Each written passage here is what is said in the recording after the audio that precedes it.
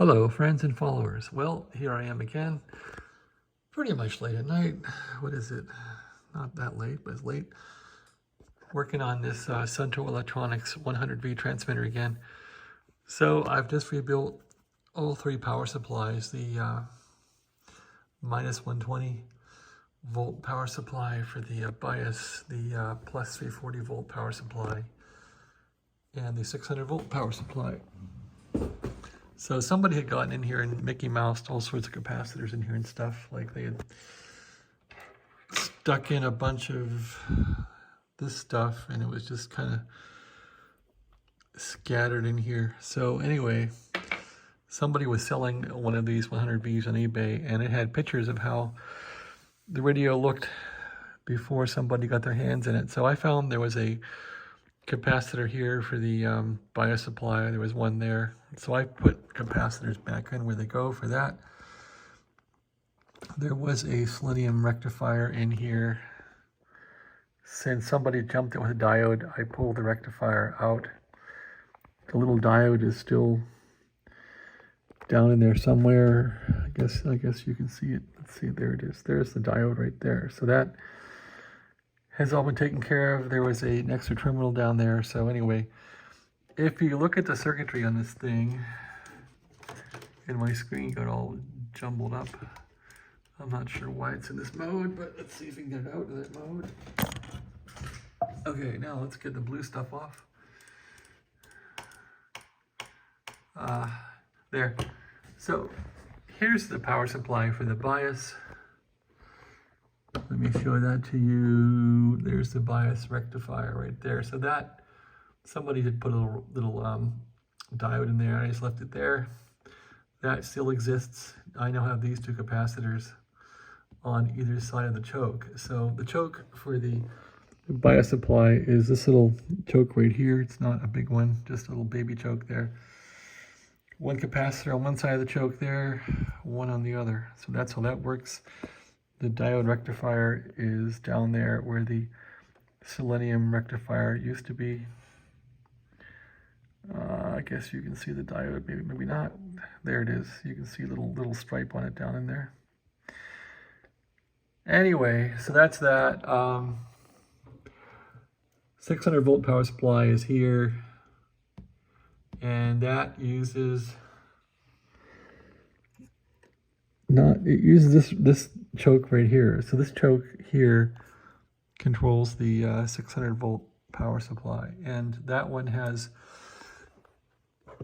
two capacitors with balancing resistors on them. So these two capacitors here, I've added these on top deck of the transceiver, and those I've made these two capacitors here. So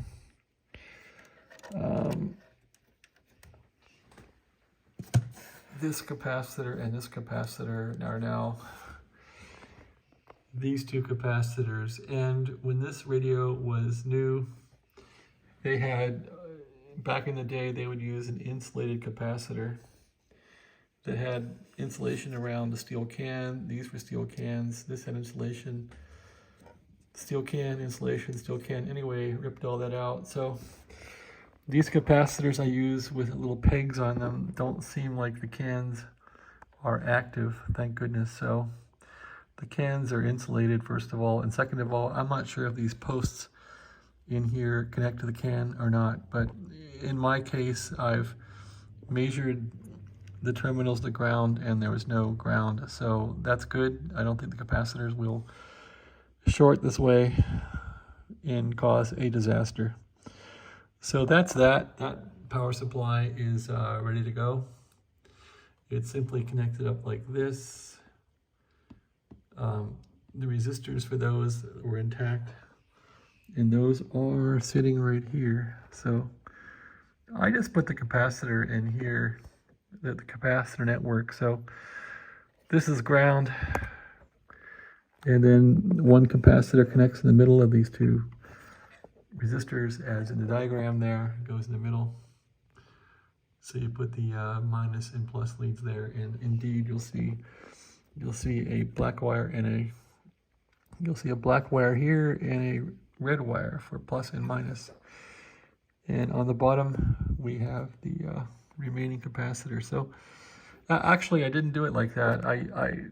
They had these resistors attached directly to the capacitor's pin or lug. So I replicated that, and you can't see it. It's kind of buried in here, but anyway, so suffice it to say that I attached the capacitors right to a lug in there. There's the lug right there. So is that correct?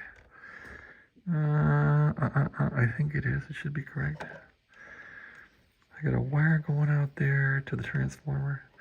Yeah, that's right. So I have two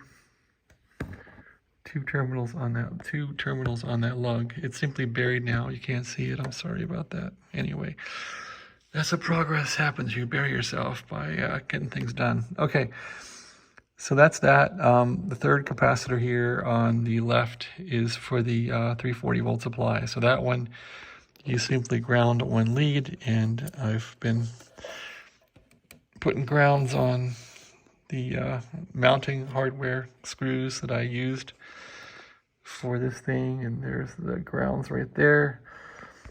There were some grounds that were connected up to these pins that got ripped out, so I've kind of put the grounds there. And I think there was also a ground that went somewhere. I stuck it up here on the corner. That one went to one of those lugs also. So anyway, all the grounds have been grounded. So that's about it. I'm probably ready to go here. Oh yeah, so I just completed this little connection. So this capacitor here, this one on the far, I guess right or left, was used for the 340 volt supply. That only requires one capacitor. So the 340 volt supply only uses this one here. There's the 5U4. There's the choke, so it only has one capacitor, which goes to ground. So it's very simple. It has plus and ground. So that capacitor is right here. Or no, it's right here. Sorry, it's this one right here. So indeed, that's grounded. And since that capacitor was over here, they had the guy that was in here broke off the lug, and he had the lug kind of hanging in midair. So I didn't really want to put in a terminal strip in here, so I simply merged the capacitor wire and two B+ wires. I merged those with a sneaky solder connection, and then feeding the top with the filter choke. So that's a nice connection. It's all heat strength and safe to go. So I can put this transformer back in, this choke back in, and get it ready to go. The guy had just pair of connections hanging all through this thing. It was crazy. So I've tried to get something back to a safe mode where it's as close to factory as possible with new capacitors. So that's what I tried to do. I'm not sure if I did it, but I tried. Anyway, so I'm going to put these plugs back in. I don't think I could stand the drama of smoke tonight or explosions. So I don't think I'm going to plug this thing in tonight. I'm just going to go to bed. So I might just put these back together and hit the hay, call it a night. I don't want any drama tonight. The time is going on. Anyway, that's my video. That's the progress here on the 100V. Yeah, I hope this turkey works. It's quite a radio, quite a transmitter, so I hope it does work. I've put a lot of work into it. I'm hoping that this is all the work that I got to put into it. I hope it's not the beginning of a long siege, but you never know. Anyway, the capacitors were painful to put in. Downright painful. So they're all in. They're the same height. It's just the middle one had a hole that it could duck into. You can see the big hole. The side ones there only had one terminal, I guess. They didn't really have the need for large holes. And I was not going to drill holes in this thing, or I wasn't going to widen those holes. So I put the capacitors up on standoffs, and that's why they're higher. And that worked out well. You can see the standoffs right there. They seem strong, and they don't wiggle around. So that's good enough. Anyway, I don't need to make this thing perfect. Well, maybe I do. Maybe that's what I want to do. Oh well, I just want it to work. And Been working on other projects here too. There's the what is that thing? A Tentec Omni 6 that I picked up off of eBay. My friend Pete had me buy it. He found it for me, and it was pretty cheap, but a lot of problems in that thing, and it still has lots of problems. So I've bought a couple boards for it. When those come in, I'll try and remedy it. It does work now, but it doesn't really transmit well, and I don't even know if it has audio. I have no mic for it anymore. But I listen with it. I've been having fun listening with it.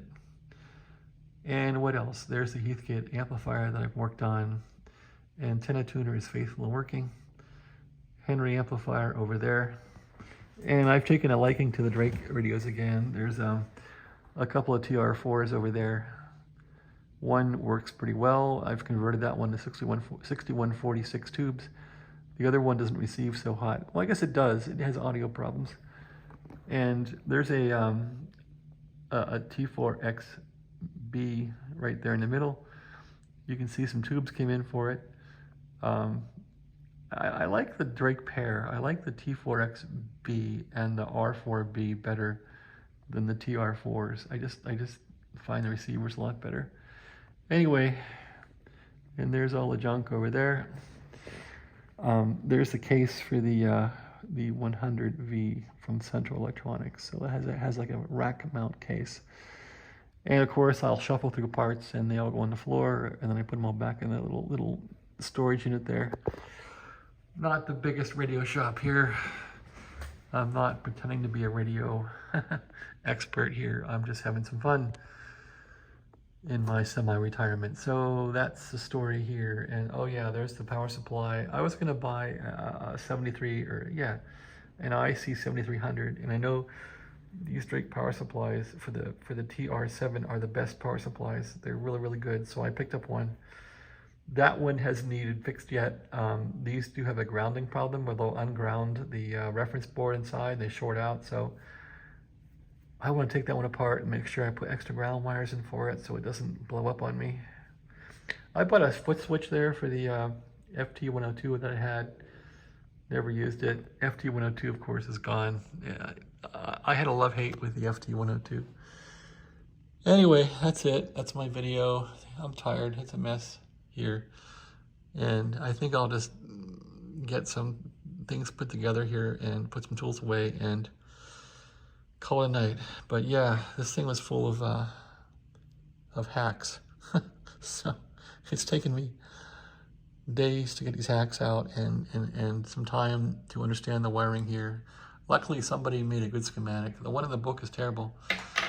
The one that came from Central Electronics is terrible. And I don't know if somebody at Zenith did this thing, the schematic, or just some nice guy did it, but man, they did a good job. The schematic is perfect.